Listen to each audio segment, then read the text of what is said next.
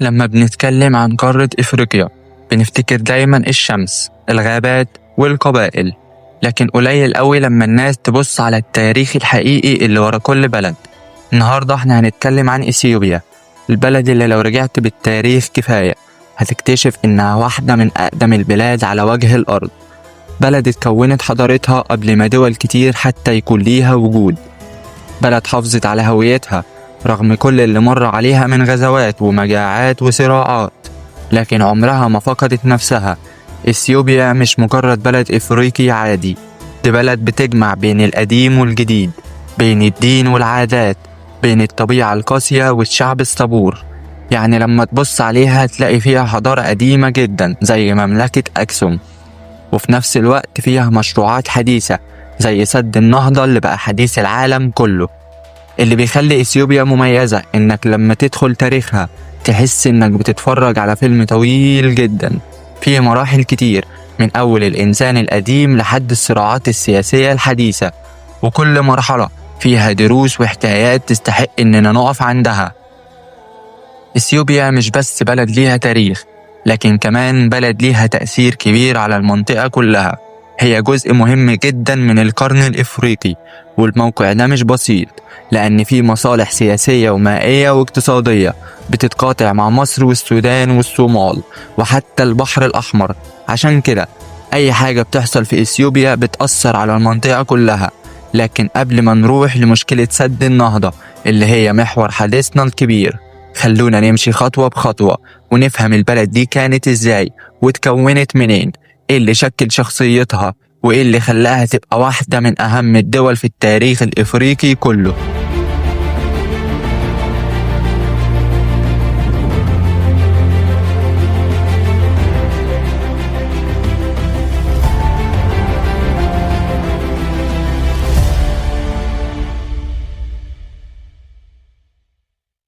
هنبدأ كلامنا بالموقع الجغرافي وأهميته. إثيوبيا موجودة في شرق إفريقيا في منطقة اسمها القرن الإفريقي، وده موقع مش سهل خالص لأنه بيخليها قريبة من البحر الأحمر ومنه على الخليج العربي، وده معنى إنها طول عمرها في منطقة فيها تجارة وصراعات وثقافات رايحة جاية. بيحدها شمالا إريتريا، وشرقا الصومال وجيبوتي، جنوبا كينيا، وغربا السودان وجنوب السودان. لكن المميز في إثيوبيا إنها دولة حبيسة، يعني ملهاش أي سواحل على البحر، وده حصل بعد انفصال إريتريا سنة 1993 ميلاديا لما خدت معاها الموانئ كلها. بس بالرغم من إنها فقدت البحر، فضلت إثيوبيا ليها أهمية كبيرة جدا بسبب إنها بتتحكم في منابع النيل الأزرق، وده هو النهر اللي بيوصل في الآخر لمصر والسودان. فبقى عندها ورقة ضغط طبيعية ومصدر قوة استراتيجية مش بسيط خالص. أراضيها كمان متنوعة جدا، فيها جبال شاهقة زي مرتفعات شيوا وأنهارا، وفيها هضاب وصحاري، كمان أنهار وبحيرات زي بحيرة تانا اللي بتعتبر منبع النيل الأزرق. المنظر هناك جميل جدا. المناخ في إثيوبيا كمان متنوع، يعني ممكن تلاقي في مكان درجة الحرارة فوق 40، وفي نفس البلد تلاقي منطقة تانية الجو فيها معتدل جدا، وده بيديها تنوع بيئي مش موجود في دول كتير. الزراعة هناك هي الأساس، وبيعتبر البن من أشهر المحاصيل عندهم، وأصله من هناك فعلا. المنطقة اللي اسمها كافة في الجنوب هي اللي طلع منها نبات القهوة، وده جزء من التراث اللي بيفتخروا بيه جدا. إثيوبيا كمان مليانة قبائل وجماعات عرقية، كل مجموعة ليها لغتها وعاداتها، وده خلى البلد مليانة تنوع ثقافي رهيب، بس في نفس الوقت بيعمل نوع من التحدي في الوحدة الوطنية. هنكمل كلامنا من بداية التاريخ الإثيوبي القديم. دلوقتي تعالوا نرجع بالزمن قبل المسيحية وقبل الإسلام، ونشوف أول مملكة حقيقية ظهرت في الأرض دي، مملكة أكسوم. مملكة أكسوم كانت رمز للقوة في شرق إفريقيا، تأسست في القرن الأول الميلادي وازدهرت جدا في القرون من الثالث للسابع. كان عندهم جيش قوي ونظام ملكي واقتصاد مزدهر مبني على التجارة. الموقع الجغرافي ساعدهم جدا لأنهم كانوا قريبين من البحر الأحمر وبيتحكموا في طرق التجارة بين إفريقيا وآسيا وأوروبا. أكسوم كانت بتتعامل مع مصر القديمة ومع العرب ومع الرومان، وكان عندهم نقود خاصة بيهم عليها رموز وصلبان منقوشة، وده دليل على إنهم كانوا متقدمين جدا. في القرن الرابع الميلادي الملك إيزانا أعلن إن المسيحية هتبقى الدين الرسمي للمملكة، وده حصل قبل ما الإمبراطورية الرومانية نفسها تعتمدها رسمي، يعني كانوا سابقين زمانهم. ومن وقتها الكنيسة الأثيوبية الأرثوذكسية بقت حجر الأساس في حياة الشعب الإثيوبي.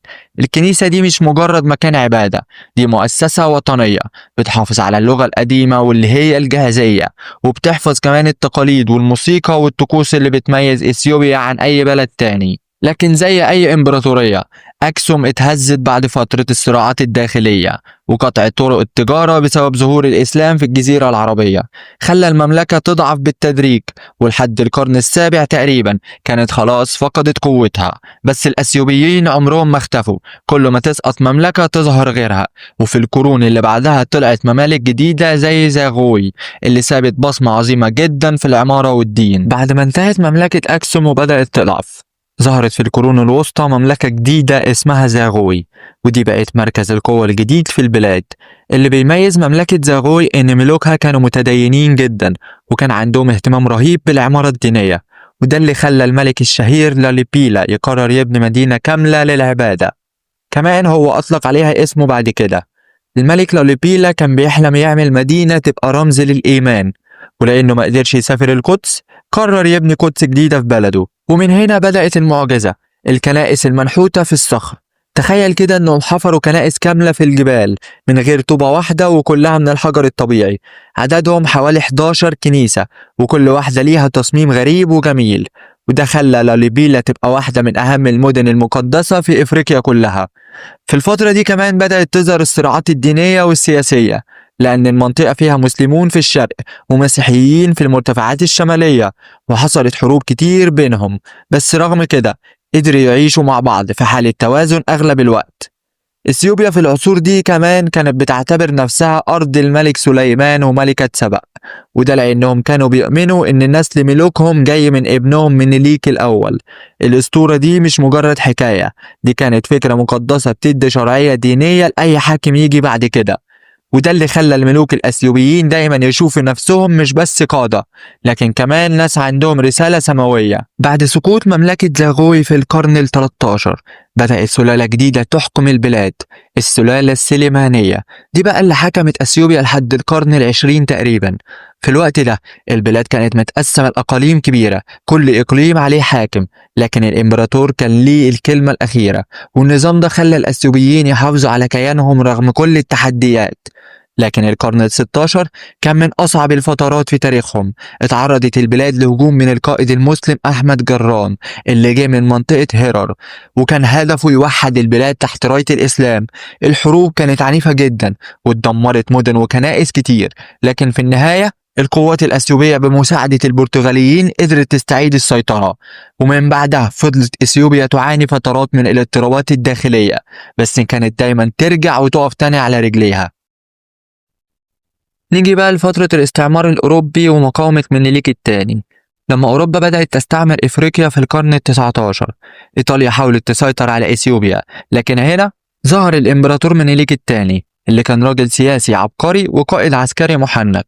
الإيطاليين حاولوا يخدعوه باتفاقية في سنة 1889 ميلاديا، بس هو اكتشف ان النسخة الإيطالية فيها بند بيخلي بلده تحت الحماية الإيطالية، فرفض الاتفاقية وقرر يحاربهم.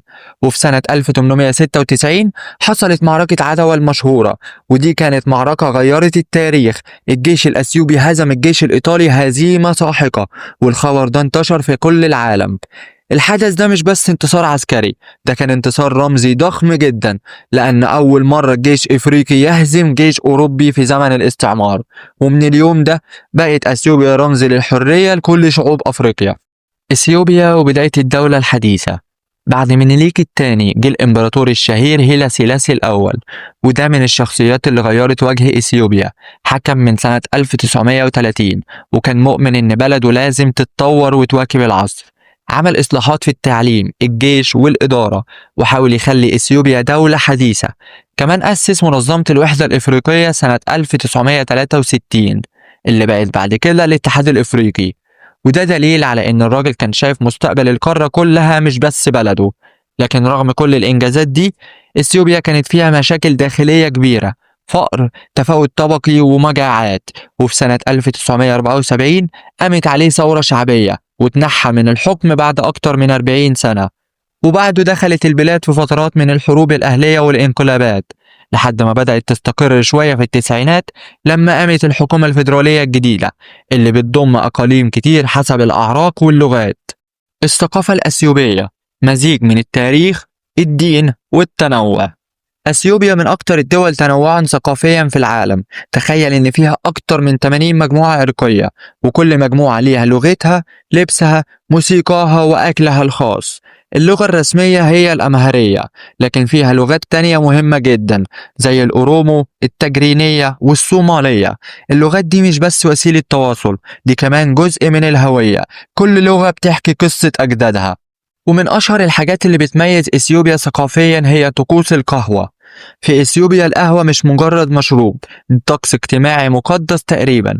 الست الأثيوبية بتبدأ بتحميص البن قدام الضيوف، وبعده بتطحنه وتغليه في إناء تقليدي اسمه جبنة. وبتتقدم القهوة في 3 مراحل، الأولى اسمها آبول، التانية تونة، والتالتة باركة. كل مرحلة ليها معنى، الأولى للترحيب، التانية للود، والتالتة للبركة والدعاء.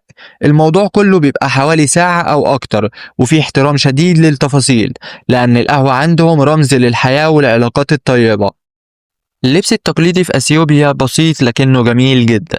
الرجال بيلبسوا عباءات بيضة اسمها الشامة، والستات بيلبسوا فساتين اسمها هبشة كيميس مطرزة بخيوط ملونة على الأطراف، خصوصا اللون الذهبي والأخضر والأحمر، ألوان العلم الأثيوبي.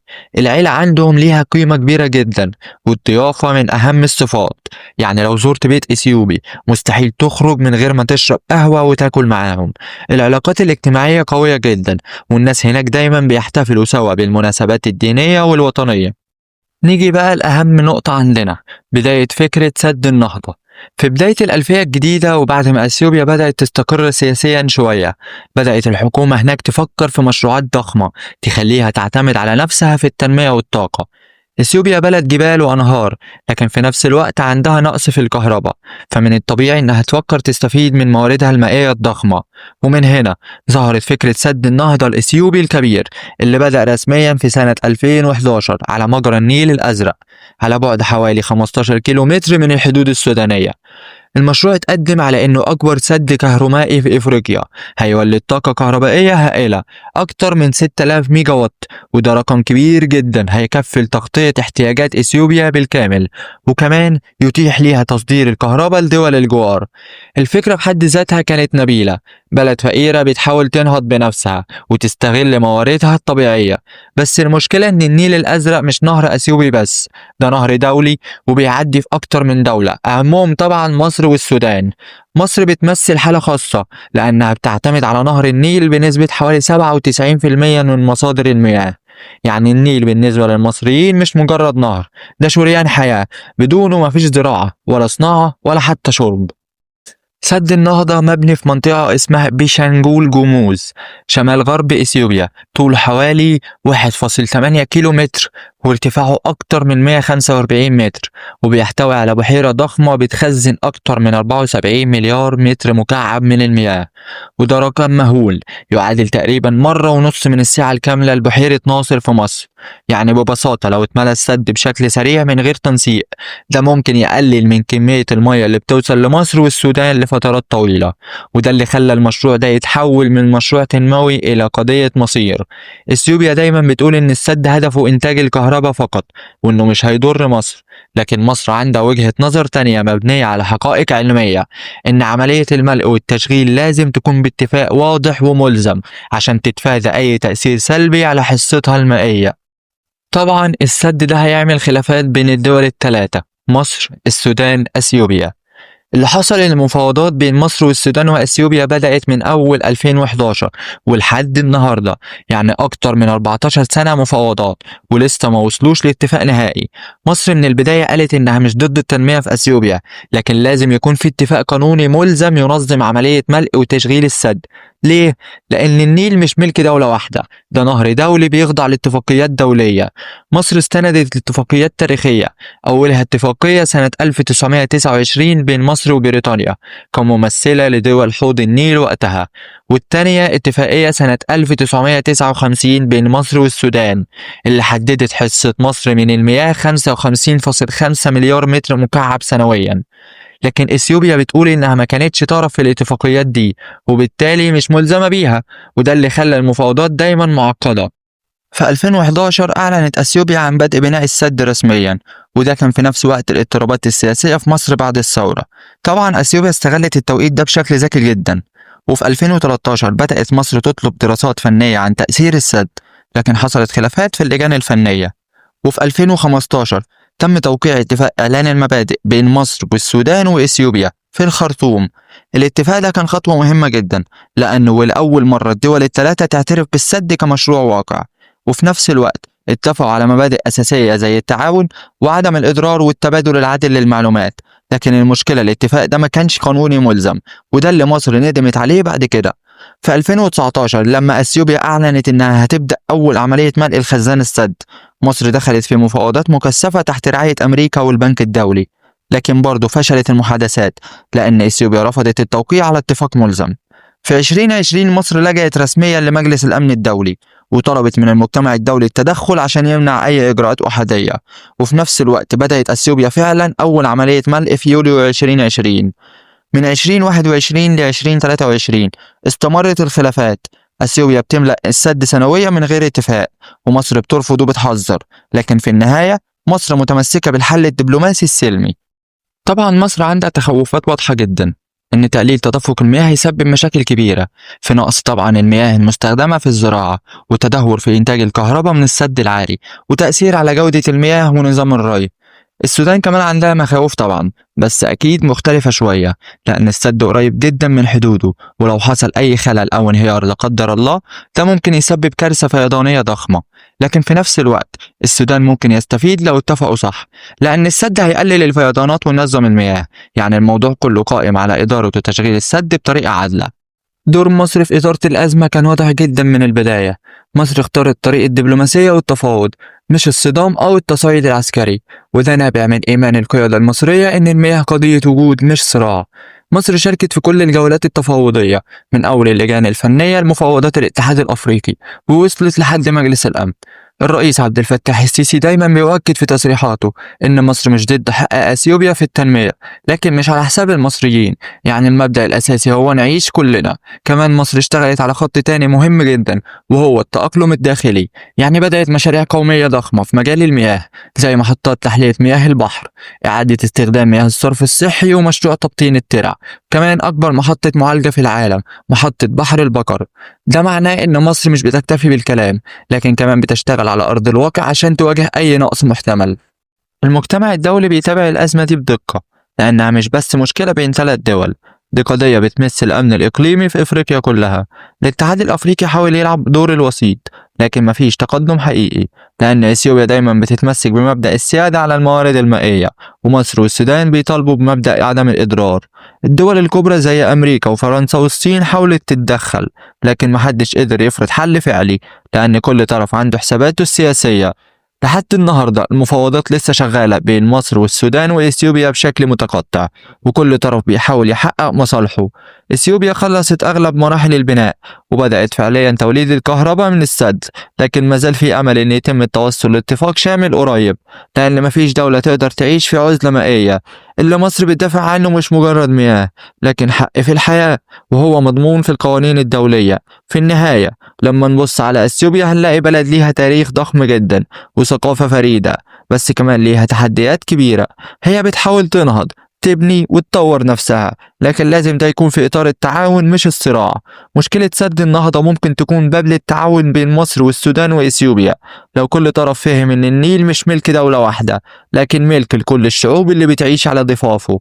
مصر أثبتت للعالم إنها دولة بتسعى دايما للحل السلمي، بس في نفس الوقت عندها خطوط حمراء واضحة جدا لما بيجي الأمر المياه، لأن ببساطة من غير النيل مفيش حياة في مصر.